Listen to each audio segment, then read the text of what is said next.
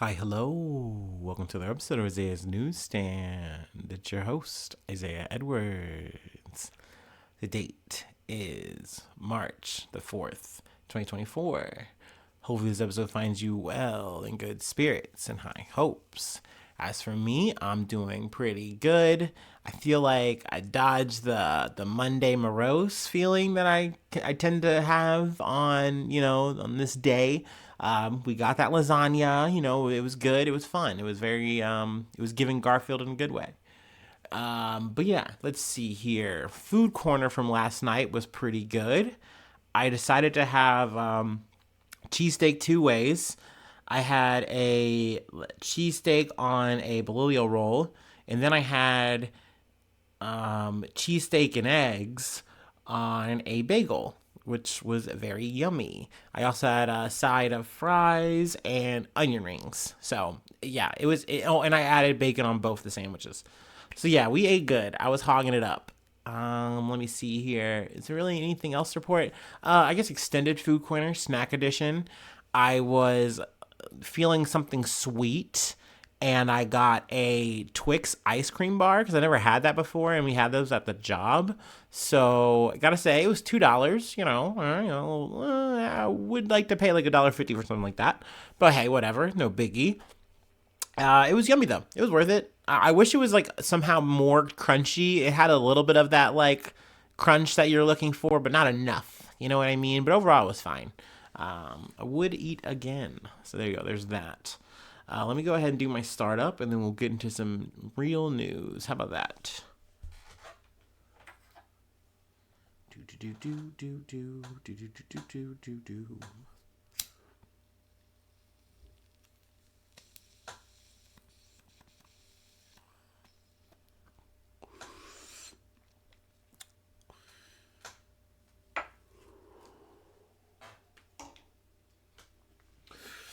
Oh yeah.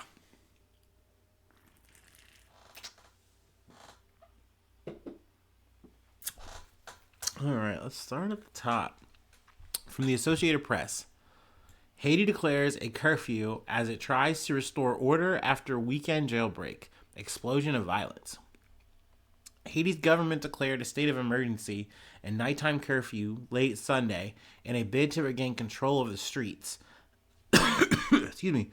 After an explosion of violence over the weekend saw armed gang members storm the country's two biggest prisons. The 72-hour state of emergency came into immediate effect as the government said it would set out to find the killers, kidnappers, and other violent criminals that it reported escaped from the prison. Let's see here. Now this took place after I guess you could say as Prime Minister Ariel Henry was traveling abroad.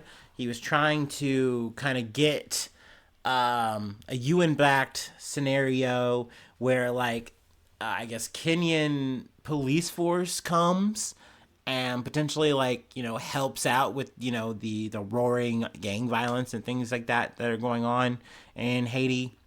That's been kind of looked at with mixed reviews, and it's not really something that we even know it's going to be able to actually coalesce as of yet. But it seems that either in response to that or just like fuck it, we're just going to take advantage of this because the main gang leader who has like organized this shit goes by the name of Barbecue. I think he was a former police officer turned gang leader. But essentially, he's organized this situation and saying, "Hey, like, I want to get Ariel Henry. Like, I feel like he's the reason of all the problems that we have in Haiti. Not little old me or these gangs. Like, I'm actually standing for the people. So there's that's going on. But I believe that it's reported. I think at least that Henry is back. But it's not like 100% confirmed like where he is in Haiti or anything like that, or if he is really back. But yeah, I mean, clearly it's a big escalation that not just two prisons, but I believe also a soccer stadium was was hit, and like an employee of the soccer stadium was held hostage. I believe, I think this article covers at least 9 plus, but I think the number has gone up to like 12 people killed, confirmed killed. Since the gang activity increased as of this weekend with everything. So it's definitely a lot happening in Haiti, but granted, there has been a lot going on in Haiti. I do like to, let me not forget to cover this part, but among the few dozen that chose to stay in the prison are 18 former Colombian soldiers accused of working as mercenaries in the July 2021 assassination of Haitian President Jovenel Moise. Amid the clashes Saturday night, several of the Colombians shared a video pleading for their lives. Let's see here. I wanted to add this part here. On Sunday, Irby told journalists who walked breezily into the normally highly guarded facility that I didn't flee because I'm innocent. And I'm like, I wish that was like, you could just be like, hey, I did the right thing. So like, now you know I'm a totally good guy and you should just let me out. Like, no, man, that's just not how like justice should work. So no, you're gonna stay in here, dude. Like, and I think I did hear, it might have been this guy or one of the soldiers like explanation. I forget what outlet I heard it from. He was either like Start Here or BBC, but essentially he was like, hey, I came here on the auspices of I was just getting work, like unknown work, exactly what I was doing. I wasn't told, or what, when I got here, this isn't what I was signed up to do. But I mean, sir, you didn't hop on a plane and get back here. No, you went through with this assassination, and not just an attempt. It happened. Y'all did the shit. So I just don't know how that makes you so innocent. I don't know. I just found that interesting. I know I'm kind of lingering maybe on the wrong thing here, but yeah, I just wanted to kind of do a big update from Haiti. Figured that was very relevant, so we figured we start there. And Barbecue's real name is Jimmy Cherizier. I'm totally getting that wrong, but yeah, he was a former elite police officer known as Barbecue, who now runs a gang federation, has claimed responsibility for the surge of attacks. He said the goal was to capture Haiti's police chief and government ministers and prevent Henri's return. The prime minister, a neurosurgeon, has shrugged off calls for his resignation and didn't comment when asked if he felt it was safe to come home. Also, you could say, too, that Henri is kind of responsible for saying, hey, like, we keep pushing back these elections, which they haven't had one, I believe, in like a decade or something like that, 9 years, something to that effect. I might be getting that number wrong. But, I mean, that's not good. That's not healthy. But, I mean, he makes the excuse of, like, well, look at the civil unrest. And it's like, I don't know. I guess so. But, I don't know. You should definitely maybe get these elections going, partner. But I don't know. A lot going on in Haiti. I know I can't say that enough. Can't stress that enough. But let's zigzag around. I'm kind of going to be all over the place this episode. So just walk with me. From ABC News, Pentagon leaker Jack Teixeira agrees to accept 16-year prison sentence. So this is some news that dropped down the pipe last week, but I wanted to wait till Monday just to see if there was anything like spicy or interesting that might matriculate that I wanted to talk about or cover. Not really, but here we are. Air National Guardsman Jack Teixeira agreed Monday that he caused one of the most extraordinary leaks of national defense secrets in 16 years and agreed to accept a prison sentence of 16 years that what could be the longest sentence in an unlawful retention case.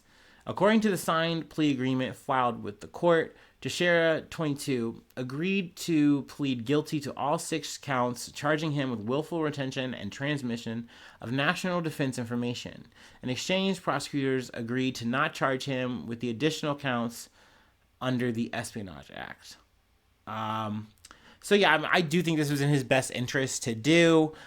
We covered this a bit in the past, so only fitting that we do an update on not so much the trial since it's now all wrapped up in a plea agreement, but essentially what is the fate of Jack Teixeira, which is looking like 16 years, 11 on good behavior type shit.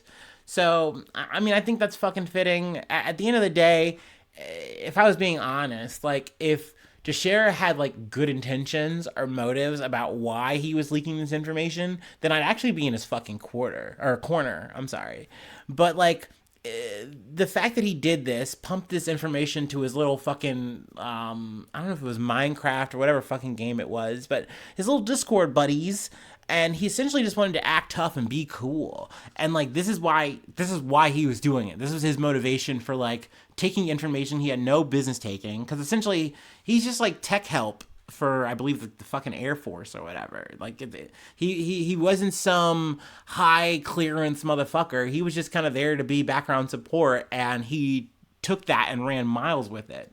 We've talked about how some of his higher ups essentially got fired, got canned because they allowed this shit to happen. They weren't on their jobs either.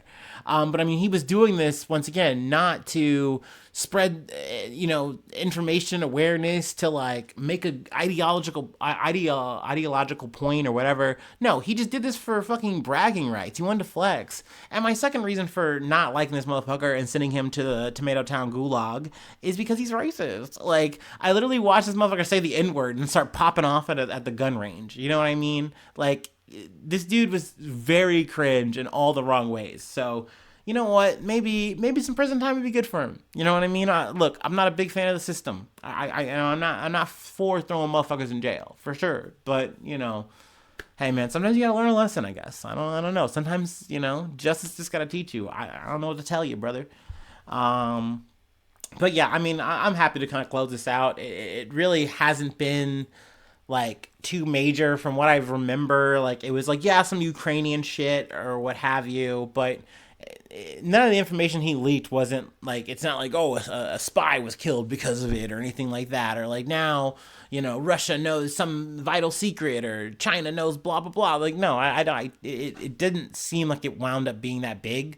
But it's just crazy that this kid, I mean, 22-year-old guy, was able to get away with this shit for so long. Like he was able to do this multiple fucking times. No one stopped him. So that's military government fucking secrets potentially at stake there. But I mean, hey, shit happens.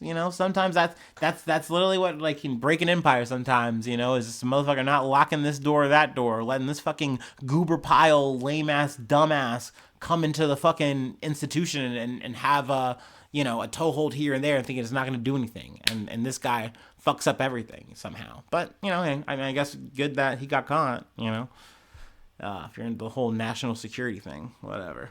Anyway, that's all I really wanted to say about that, I think. Let me do my scrolls. Yeah, we're good. We'll call that covered. Let's move on to another update from the Associated Press. JetBlue and Spirit are ending their $3.8 billion merger plan after a federal judge blocked the deal. Damn, death of a deal. JetBlue Airways and Spirit Airlines are ending their proposed $3.8 billion merger weeks after a federal judge blocked the deal, saying it would hurt consumers who spend on Spirit's lower fares. JetBlue said Monday that even though both companies still believe in the deal, they were unlikely to meet the closing conditions required in the agreement before a July 24th deadline. Let's see here. There's some yada yada yada. I know I wanted to cover that JetBlue has to pay Spirit a $69 million termination fee. That's just like a part of the deal. Which I would think is kind of unfortunate, but it's kind of chump change. Spirit says, hey, our heart will go on. We're a survivor. We're going to make this happen. But it definitely, if the stocks are talking, Spirit took a hit from this. And JetBlue is like, yeah, this is probably better for you anyway. You don't really need this. You're going to be fine. And I mean, I think overall this is probably good. I think it's good for the customer. I think any kind of situation where there's a potential loss of jobs and there's a potential loss of value, like for, to the customers because they're losing out on something that's a lower end thing. There's like less competition now, then, I would rather that not happen. I'd rather that just be broken up and stay what it is. You know what I mean? Granted, you could argue like, hey, this might be the death of Spirit. Who knows? We might look back on this and say that. I don't fucking know. Once again, I really don't care. I've flown one time. It's not that big a deal to me. Let's see here. I think there was another thing I wanted to cover that I kind of had missed. Let me scroll further here. I think there was another situation with another airline. Yeah, here we go. The end of the deal raises questions about whether Alaska Airlines can pull off its proposed purchase of Hawaiian Airlines for $1 billion plus the assumption of about $900 million in debt. The Justice Department has not indicated whether it will sue to block that agreement. Neither of those airlines is a discount carrier like Spirit and Frontier. So, maybe that's something I'll be, updating you about in the future. But yeah, it looks like that's the end of that deal. Broken heart emoji. So be it. But hey, you know what? Look, I just want to see these planes up in the air and not, losing doors, crashing or anything of the sort. Okay, let's just keep these planes up and running and just, getting on time. You know what I mean? That's what I'm rooting for. Let's see here. Having a bit of a loading issue. Please bear with me. Maybe this will work out. Uh-oh. Here we go. Sorry for the wait. Sometimes technical difficulties happen. Yeah, it's pre-recorded. You can edit it out. I'm not gonna, because I'm lazy and don't know how to edit. Full disclosure. Anyway, it loaded, so we're okay. Don't have to run back this episode. Whew. From CNN. France becomes world's first country to enshrine abortion rights in Constitution. France became the world's first country to enshrine abortion rights in its constitution on Monday, the culmination of an effort that began in direct response to the U.S. Supreme Court's decision to overturn Roe v. Wade.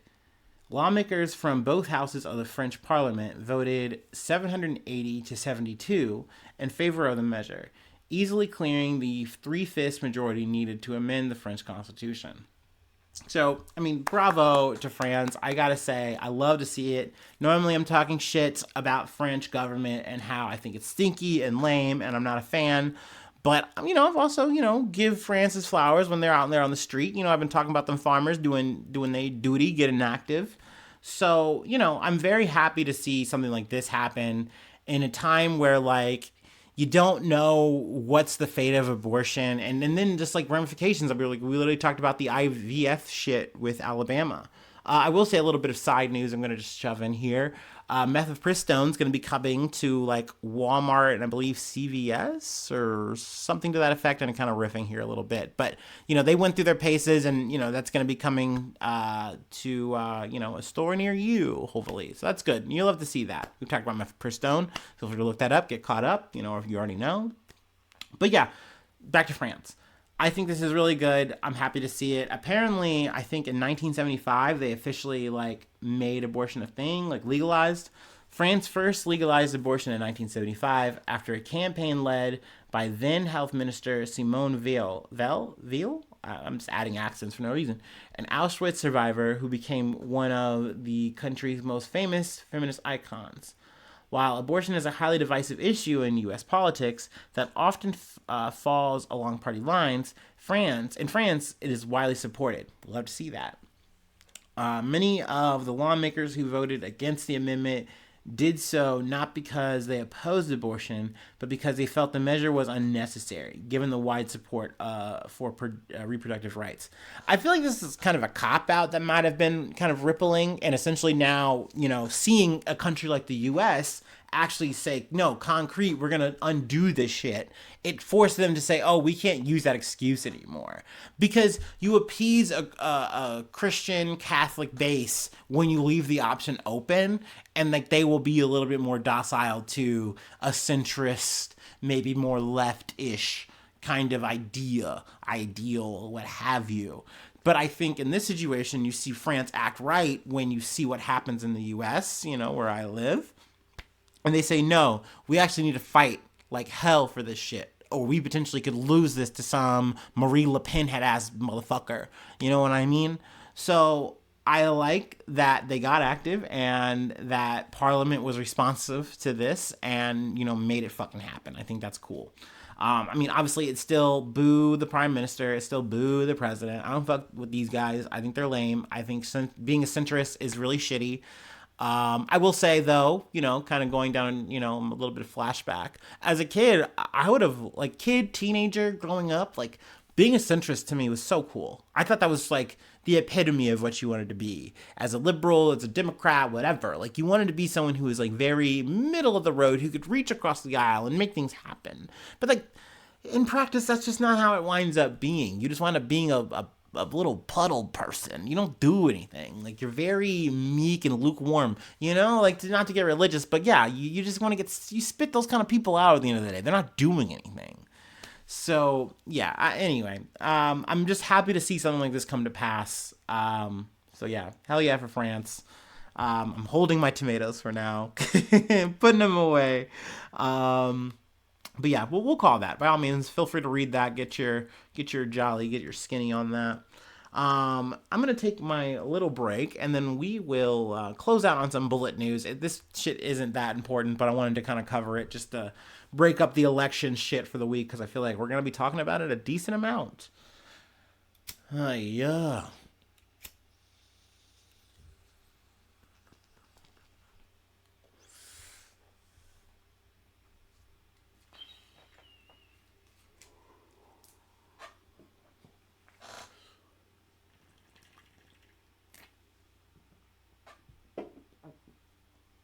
Okay.